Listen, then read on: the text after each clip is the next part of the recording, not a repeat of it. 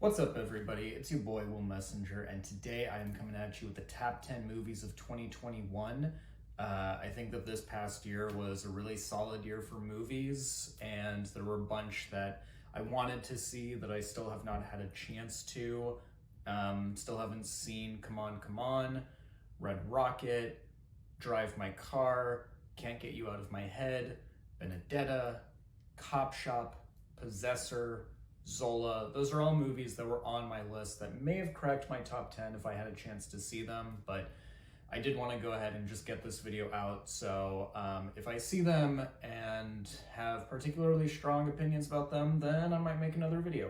But until then, I do want to talk about my top 10 movies that I saw, and I did want to run through some honorable mentions before I get to them.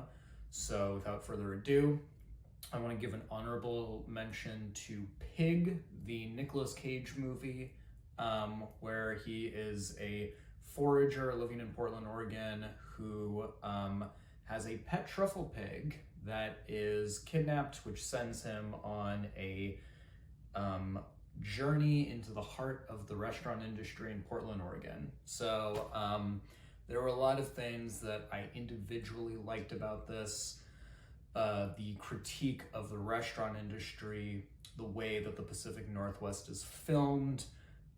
It's also nice to see a director who appreciates that Nicolas Cage is not just the crazy guy that he has been typecasted as pretty much his entire career, but is an actor who is capable of giving a lot of emotional depth in his performances, and this is certainly one of those performances. And I also just liked how unique it is. I mean, I'm gonna talk later in the video about how a lot of my favorite movies are my favorite movies because they essentially invent their own internal logic.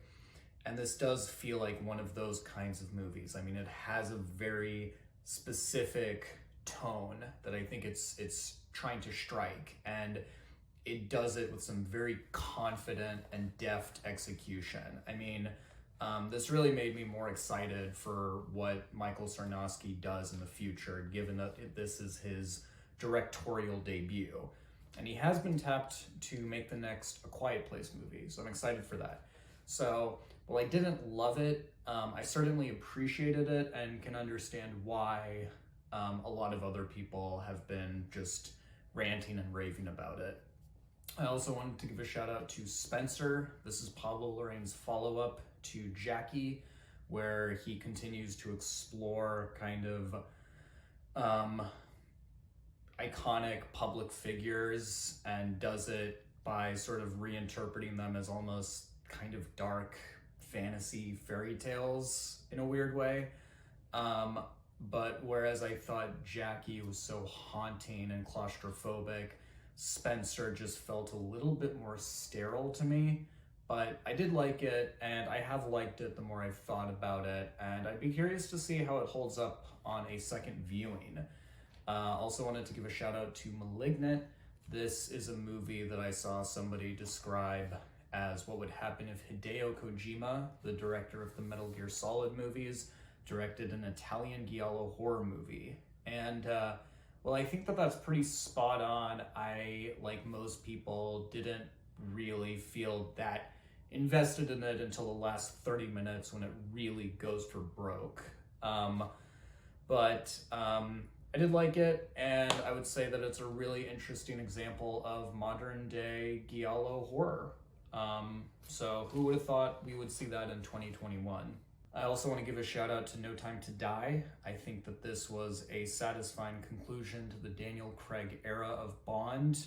And while it wasn't quite as good as Casino Royale or Skyfall, or really good enough to justify an almost 3-hour runtime, I was struck by how visually and thematically inspired a lot of it was. I mean, just as an example, the scene at the end where he's fighting his way up the stairwell and he's shooting, he's shooting bad guys, but then he's using their bodies as human shields and then shooting over them as cover. It's very rugged filmmaking, and it had Cary Fukunaga's fingerprints all over it and made me feel like I was rewatching the first season of True Detective. So that was very neat. And yeah, I also wanted to give a shout out to A Quiet Place Part 2. That movie sort of has a special place in my heart because it is the first movie that I saw post lockdown, really. I mean, I did see Tenet whenever it came out, but that was still when everything was kind of crazy and there was just a dip in, that was sort of after the first wave of the pandemic. And A Quiet Place Part 2 was the first movie that I saw after I'd been vaccinated, and it sort of seemed like things were going to start opening up, and then I was going to the theater like every week after that, and now here we are. But I did enjoy it. Pretty much everything that there is to love and hate about the first Quiet Place is on full display here. There's some really impressive production design and world building, but then there's also just kind of goofy plot, twists and plot holes and, just kind of goofy moments. Like, I thought that Jaimon Hansor's death was hilariously anticlimactic, but nevertheless, I did enjoy it and thought it was one of the better sort of action blockbuster movies of the year. The Last Duel. This was probably the last ornately detailed, sweeping period piece that we're ever going to see, and Ridley Scott was right to blame millennials for that. Also, wanted to give a shout out to The Night House. This was a very effectively creepy and inventive psychological horror movie.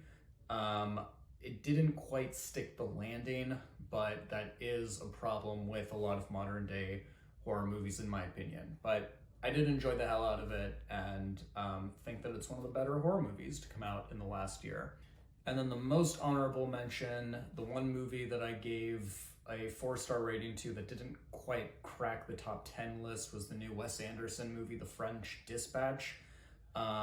This is just Wes sort of continuing his streak of, making the kinds of whimsical, ornately detailed, I know I've said that term before, but it is very applicable here. I mean, his movies are very detailed, and the guy just loves building these very specific kinds of worlds and sets and scenarios, and the fact that it's an anthology movie I think suits him very well because it feels like a summation of his career and the kinds of movies he's been making, the kinds of coming of age movies and movies about crime and the kind of Wes Anderson heist movie that you're used to seeing, and the kind of Wes Anderson movie about the tortured artist that you would expect from him. So is it masturbatory?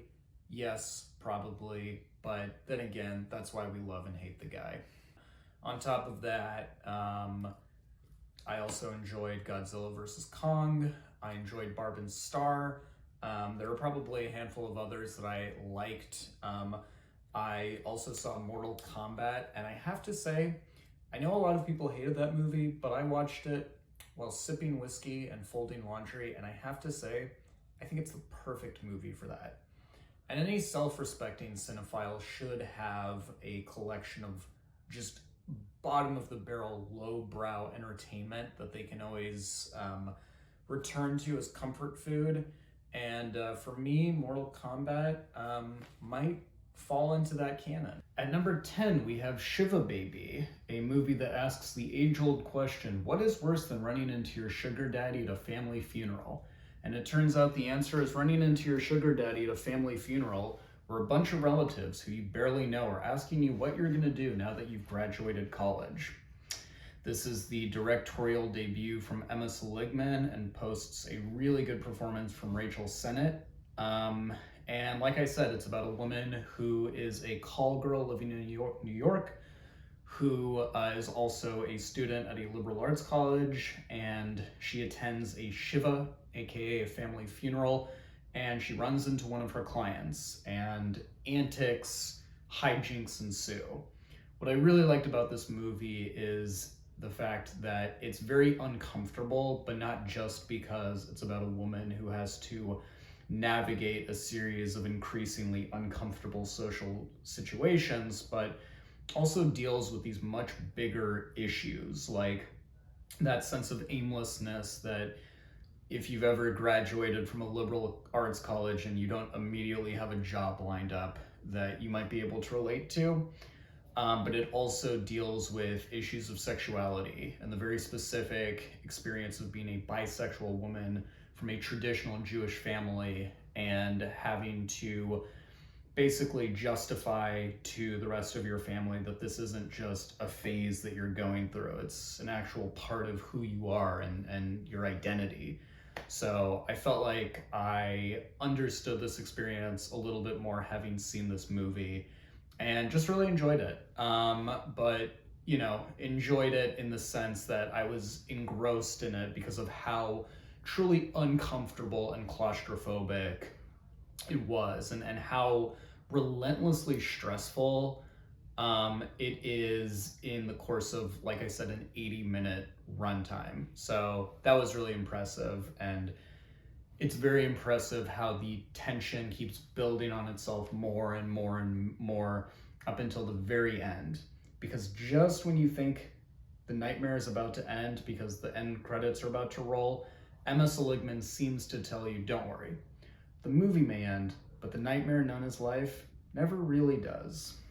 At number 9, we have The Card Counter, Paul Schrader's follow-up to 2017's absolutely incredible First Reformed. This is a movie that I didn't expect to be a straightforward gambling movie, given the fact that it is a Paul Schrader movie, but I really was not prepared for how little it had to do with card counting and what it's really about. Most of the movies on this list I went into completely fresh, and this movie, I would say I was the happiest that I went into completely fresh because of just how much it blindsided me and stupefied me within its first act. So I'm not going to talk about the plot, but I am going to talk about my general reaction to it. Like I said, this is a follow-up to First Reformed, and I think works really, really well as a companion piece to it. In fact, both movies seem to have very similar tone, themes, atmosphere, and also weirdly specific plot elements, like the fact that they're both about middle-aged men who take a younger man under his wing and then have this romantic relationship, and through that kind of have this weird, almost like surrogate family. It was weirdly specific, and I'm sure that people who are smarter than me can talk a lot about why they work as well as they do as companion pieces. And it's part of the reason that I enjoyed this movie as much as I did, because I had already enjoyed its follow-up. There were also great performances from Oscar Isaac, Willem Dafoe, and Ty Sheridan I honestly thought was one of the highlights of this movie. I mean, he's just very believable as this guy who is completely in over his head in this conspiracy, but doesn't realize it, and I just found it to be very believable. And I feel like I've met guys like that in real life. There was also a lot of very drab production design and cinematography. Paul Schrader seems to have an interest in dimly lit motel rooms, hotel conference rooms, strip mall restaurants, to the point that this feels like a dark odyssey into the underbelly of American society, even though everything is presented in a very banal way. I mean, the fact that you have this combination of banality, but also like a very deep sense of unease, gives it an almost Lynchian quality, which I really liked. So Paul Schrader continues to show us why he is interested in the sickness of modern society and the people who have helped destroy the world.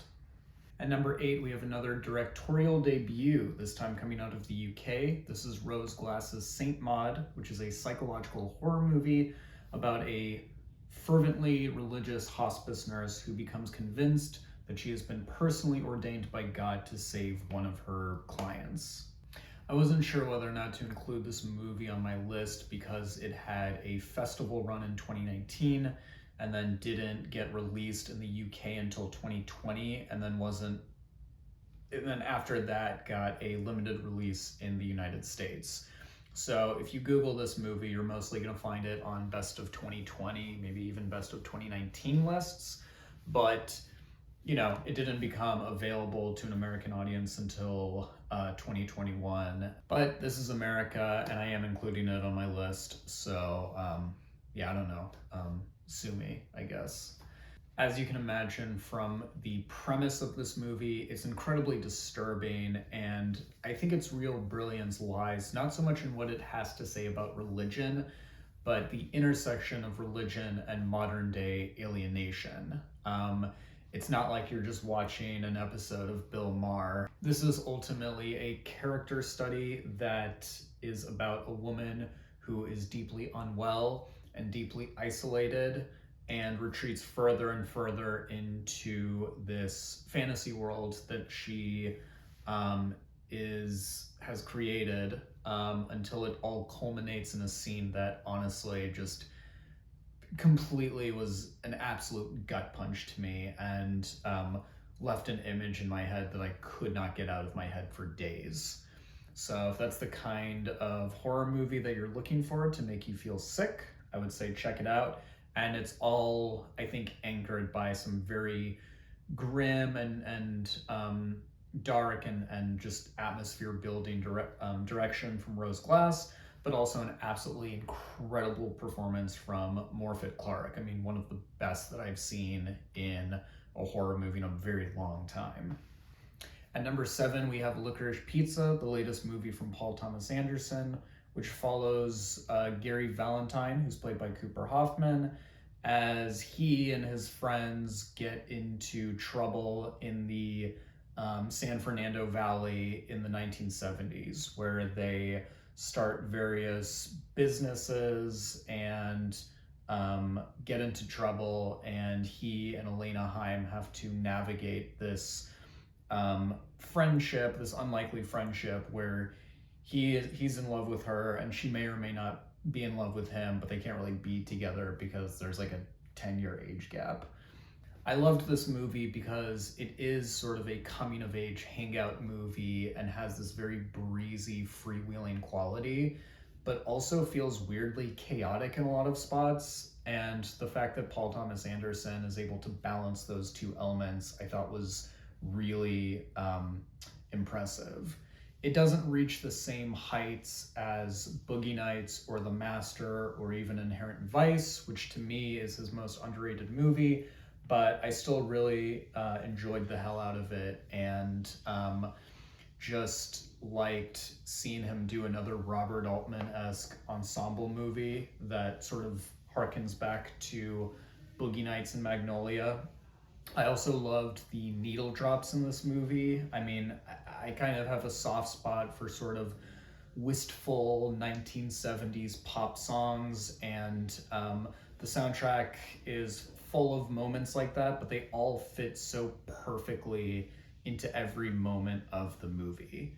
So really enjoyed the hell out of it, and if you are a PTA head, you should definitely check it out. And if you're not, what the hell are you doing?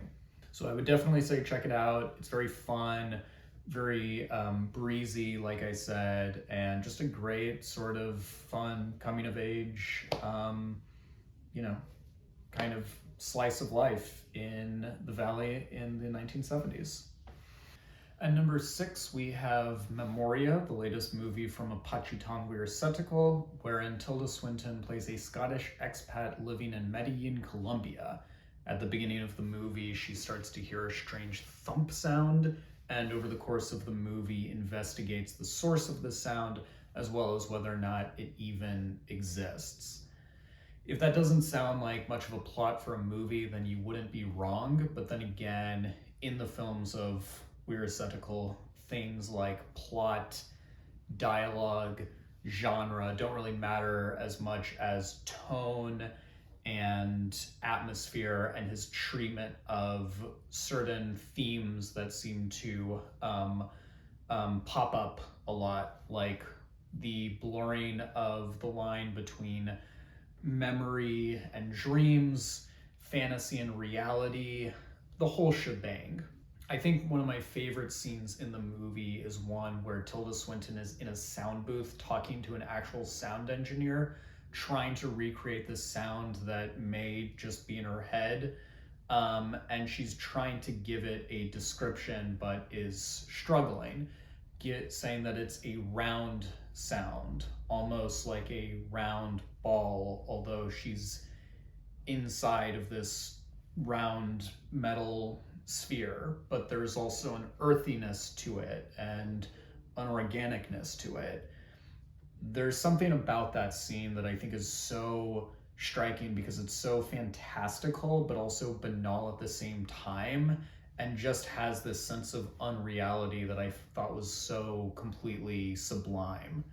I also like that scene because I feel like it feeds into a lot of the movie's themes about language.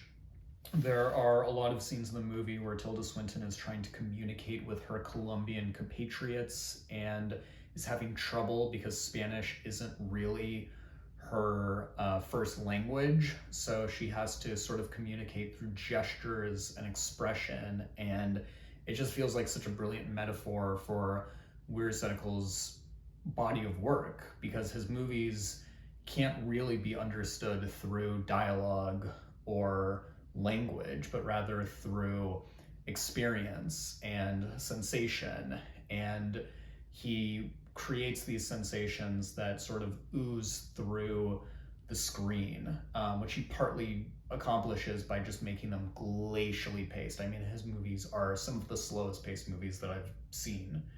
So they're certainly not for everybody, but this is the second movie of his that I've seen, the first being Uncle Boonmee, and it has just made me appreciate him more, and it's made me want to sink my teeth into the rest of his filmography. So if any of that sounds appealing to you, check it out, and if not, then just stick to watching blockbusters, you big baby. All right, this video is taking longer to wait. Hold on. Okay, there we go. This video is taking longer to record than I thought, so I am going to do a two-part thing. So I'm going to post the first part, and then I'm going to film the rest of my top 10 list, and then I'm going to post it. Does that sound good, Mr. Ford? Does that sound good?